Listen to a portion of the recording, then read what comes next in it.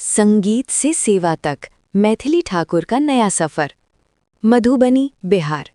एक समय था जब मिथिलांचल की धरती पर गूंजती थी एक सुरीली आवाज़। वो आवाज़ थी मैथिली ठाकुर की।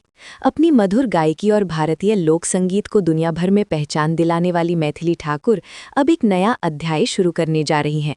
उन्होंने घोषणा की है कि वे आगामी बिहार विधानसभा चुनाव में मिथिलांचल क्षेत्र से प्रत्याशी बनेंगी। ये खबर सुनते ही इलाके में खुशी की लहर दौड़ गई। जहां एक और युवा वर्ग उन्हें एक प्रेरणा मानता है, वहीं बुजुर्ग लोग उन्हें अपनी संस्कृति की प्रतिनिधि के रूप में देखते हैं। मेरे लिए राजनीति सेवा का माध्यम है, मैथिली ठाकुर ने अपनी प्रेस वार्ता में कहा। जिस मिट्टी ने मुझे पहचान दी, अब समय है कि मैं उस मिट्टी के लोगों के लिए कुछ कर सकूं। संगीत से जो जुड़ाव बना, उसने मुझे आम लोगों की भावनाओं को समझना सिखाया। अब मैं उनकी समस्याओं का हल राजनीति के जरिए निकालने की कोशिश करूंगी। मैथिली ठाकुर का ये कदम कई मायनों में ऐतिहासिक है। एक युवा, पढ़ी लिखी और सांस्कृतिक रूप से समर्पित महिला का राजनीति में आना बिहार की राजनीति में एक सकारात्मक बदलाव का संकेत है।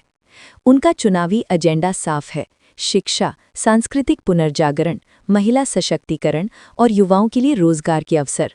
वे चाहती हैं कि मिथिला की समृद्ध संस्कृति और भाषा को नई ऊंचाइयों तक पहुंचाया जाए।